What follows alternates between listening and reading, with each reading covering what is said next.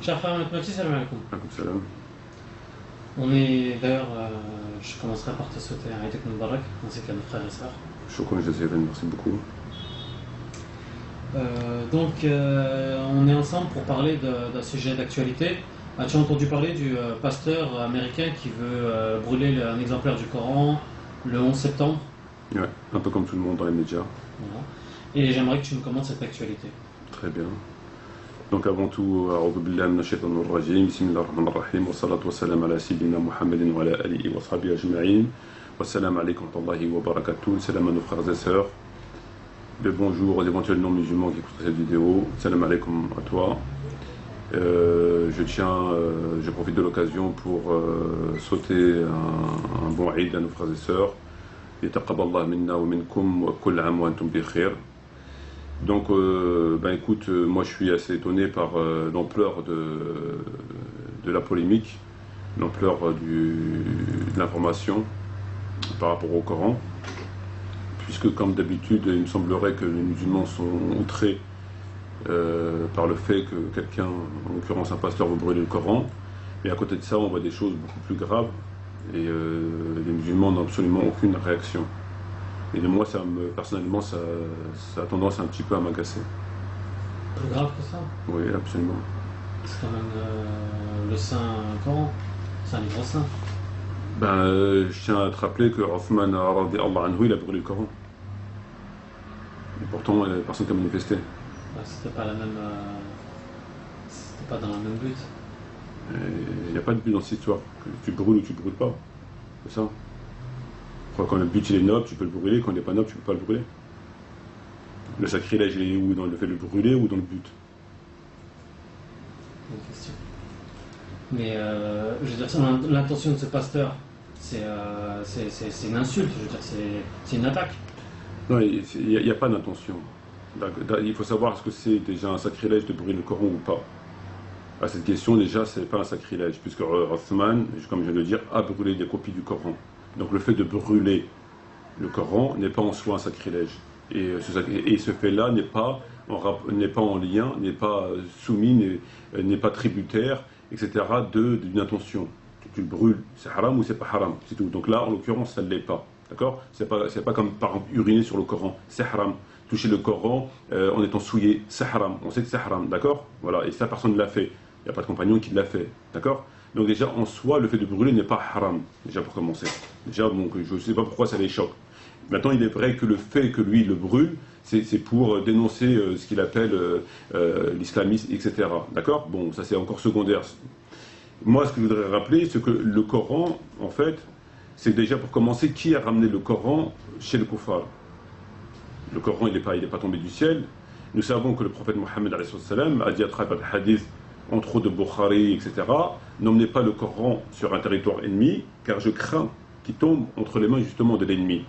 D'accord? Donc, c'est eux les musulmans qui ont ramené le Coran chez le kuffar. Et c'est eux-mêmes qui le vendent au kuffar, entre autres. Donc, ils ont une part de responsabilité, parce que c'est eux qui ont ramené ce Coran chez le kuffar. Même si eux-mêmes, ils auront pu l'avoir autrement. C'est pas la question, mais en tout cas c'est eux qui l'ont ramené. On va dire qu'ils ont ramené leur mosquée, on va dire qu'ils ont ramené un certain nombre de choses, d'accord? Donc déjà ils ont une part de responsabilité par rapport à tout ce que l'islam, tout ce qui est le patrimoine islamique peut subir comme préjudice, déjà. Déjà il ne faudrait pas l'occulter. Ensuite, il faut quand même rappeler que contrairement au fait que brûler le Coran n'est pas en soi un sacrilège, à côté de ça, vendre le Coran à la FNAC, à Virgin et dans des grandes surfaces comme Carrefour, etc., est un sacrilège. Pourtant, personne ne dit rien. En quoi c'est un sacrilège? Tout simplement qu'il est exposé comme on expose des pommes de terre ou comme des tomates. Il est en arabe, il est en français, et qu'il est à la portée de n'importe quelle personne. Il n'est pas dans une vitrine, il n'est pas... N'importe quelle personne peut le toucher. C'est-à-dire que moi, je suis non-musulman, j'ai une bouteille j'ai un sandwich jambon beurre dans les mains, je peux le prendre et le feuilleter. Et il n'y a personne qui ne me dira rien. Parce que il est vendu à Virgin, à la fin... Et là, c'est vraiment sacrilège, c'est haram. C'est beaucoup plus haram que de le brûler. Et c'est d'ailleurs, brûler, comme je veux le dire, n'est pas haram. Mais c'est beaucoup plus haram de le brûler avec l'intention de le profaner. Et là, il n'y a personne qui dit rien. C'est fait tous les jours. C'est fait tous les jours, tu as 4 ans à 5 minutes d'ici à la Défense, c'est fait tous les jours, personne ne dit rien. Donc il y a quelque part, il y a quelque chose qui tourne pas rond dans leur tête.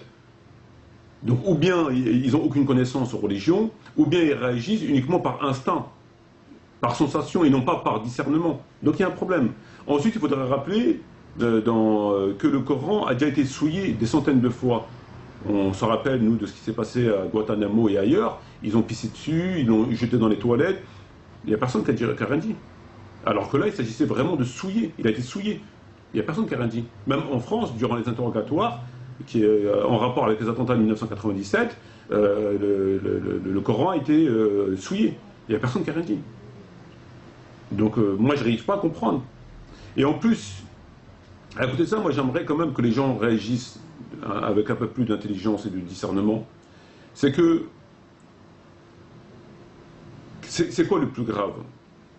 Si moi, je te pose la question à toi, et que tu me réponds en toute sincérité, je peux d'ailleurs la poser à notre ami et très cher frère et bien-aimé Nordine, c'est quoi le plus grave entre le fait de prendre le Coran et par exemple le brûler, et le fait de prendre le Coran et de s'amuser avec et de le manipuler comme le font la très grande majorité des soi-disant dirigeants de l'islam en France, à commencer par Tariq Ramadan. C'est-à-dire de manipuler les musulmans avec l'islam. C'est quoi le plus grave? Sans aucun doute, c'est de s'amuser avec et de manipuler les musulmans. Voilà, c'est comme si je te posais l'exemple, pour toi c'est quoi le plus grave? Tu as Salman Rushdie, qui a écrit les versets sataniques où il insulte le prophète. C'est en soi grave. D'accord? Bon, il n'y a pas de problème. Mais ça reste des insultes grossières, etc. Et à côté de ça, tu as des gens comme Tariq Ramadan, comme Malik Chebel, comme un certain nombre d'autres, soi-disant représentants, leaders, intellectuels et savants, etc., qui passent leur temps à propager toutes sortes d'hérésies. Ou les imams, par exemple, qui se rendent complices par leur silence, des imams d'État, qui sont en fait ni plus ni moins que des imams d'État dépêchés par le gouvernement mécréant algérien ou le gouvernement marocain, enfin bref, un certain nombre de gouvernements qui sont de toute évidence des gouvernements mécréants dans la mesure où ils n'appliquent pas etc., la loi de Dieu. Donc ce sont et qui manipulent les musulmans, c'est-à-dire qui ne leur rappellent pas leurs obligations, leurs devoirs, et qui les laissent, qui les maintiennent dans cet islam-là folklorique, l'islam trois versets. C'est quoi le plus grave? Salman Rushdie ou ces gens-là? Ces gens-là, c'est clair. Voilà. Donc c'est ça, moi j'arrive pas à comprendre leur réaction aux musulmans. Aussi bien au niveau de brûler qu'au niveau qu'il est souillé tous les jours, etc. Et c'est même des maisons d'édition qui vendent ce Coran en arabe. À qui tous les jours on dit salam alaikum. C'est même, disons, vendent aussi des livres avec plein d'hérésies à l'intérieur. Donc tout ça, personne ne dit rien. Par rapport aux imposteurs qui prêchent, par rapport à ces imams d'État, par rapport au Coran qui est souillé tous les jours, par rapport à tout ça, il n'y a personne qui dit rien. Et lorsqu'un pasteur vient brûler un Coran, le monde musulman se réveille et crie au blasphème, au scandale. Moi, personnellement, je n'arrive pas à comprendre. Voilà. Donc, si tu peux m'expliquer, m'éclairer, ou si... moi, je demande que ça. Mais moi, sincèrement, en tout cas, c'est pas scientifique, c'est pas intelligent, c'est pas... Il y a quelque chose qui ne va pas. Il y a quelque chose qui ne va pas. Il y a des gens que tous les jours, ils manipulent l'islam, tous les jours, ils propagent des hérésies, et on les applaudit. Tous les jours, le Coran est piétiné, souillé, par beaucoup de musulmans eux-mêmes qui n'appliquent rien de cette... Enfin bref. Et l'autre, il vient cramer un Coran, il vient brûler un Coran, on lui saute dessus comme si... je ne sais pas ce qu'il avait fait. Alors que le premier à avoir brûlé le Coran était Othman Rabbi Arnaud qui a brûlé les copies du Coran. Donc c'est quoi, je sais bien. J'aimerais revenir sur ce que tu as dit quand tu disais qu'il ne fallait pas ramener le Coran sur un territoire impie. Mais comment justement convertir ces mécréants? Comment la sortir de la religion? Écoute, dans l'islam, il y a des règles. Où il y a des règles, où il n'y a pas de règles.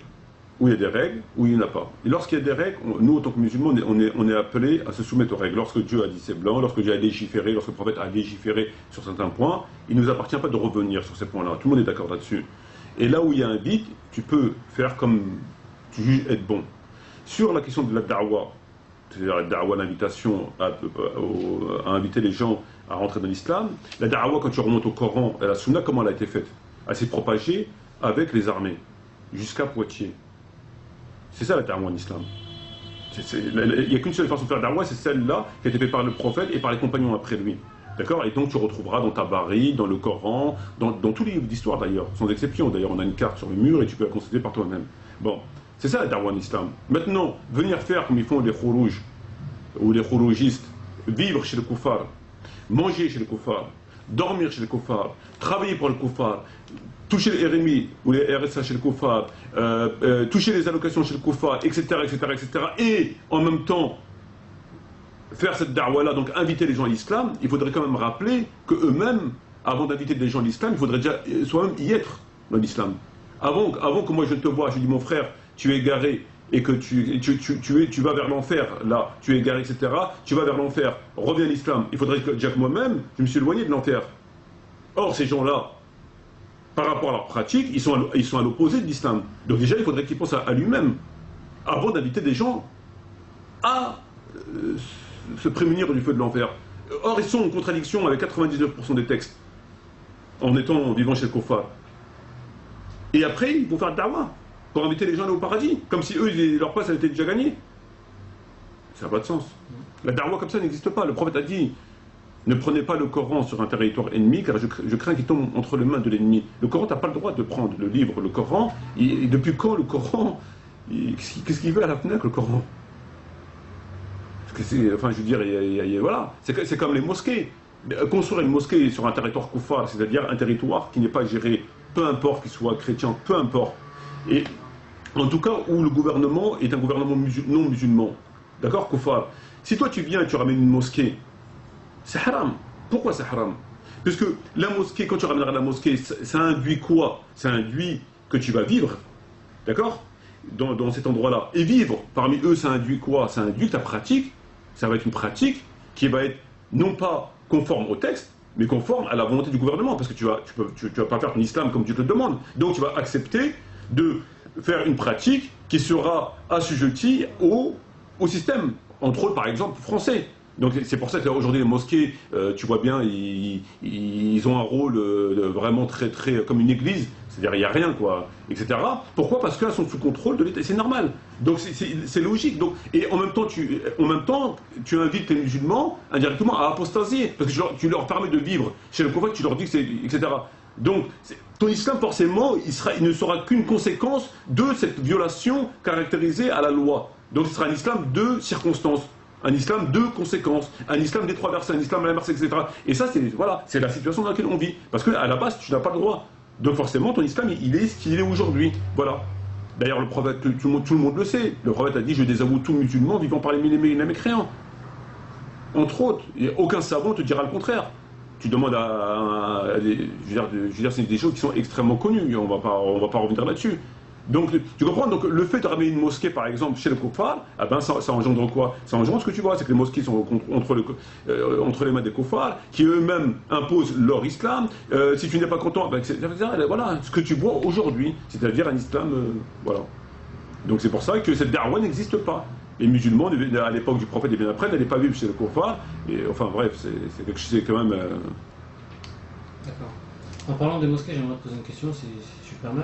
On voit souvent, par exemple, j'ai entendu encore ce matin, que des maires ou des prêtres ou des curés viennent dans la mosquée pour faire des discours.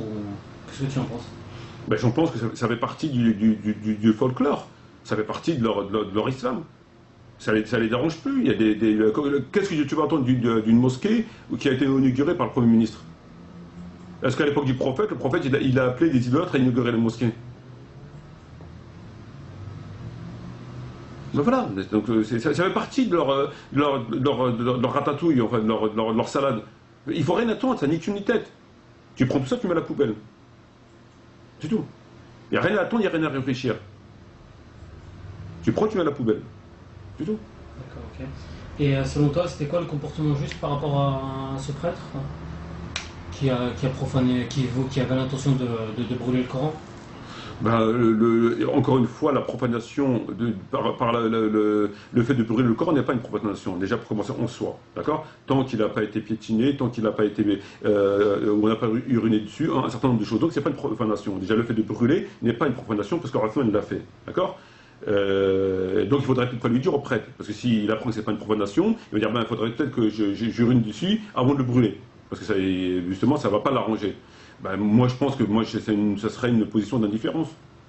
Ça serait une position d'indifférence, je pense. Et d'ailleurs, aujourd'hui, il est quand même à rappeler qu'aujourd'hui on brûle le Coran, et demain on les brûlera peut-être eux dans leur mosquée. méditer. Ça va méditer. Voilà. Je te remercie, mon frère, pour ces réponses. De rien, c'est moi qui te remercie pour ces questions, pour ta présence une fois de plus. Et voilà. Et je salue tous nos frères et sœurs qui nous écoutent, parce que je sais qu'il y a quelques personnes quand même qui nous écoutent, ça fait plaisir. Et de méditer, et de réfléchir, et de ne pas se laisser endormir, et de lire, etc., etc., et d'être un peu plus ferme dans sa pratique religieuse, quoi. Voilà. Donc merci à toi, et puis à bientôt, Inch'Allah. Shukran jazilan wa salam alaikum wa rahmatullahi wa barakatuh.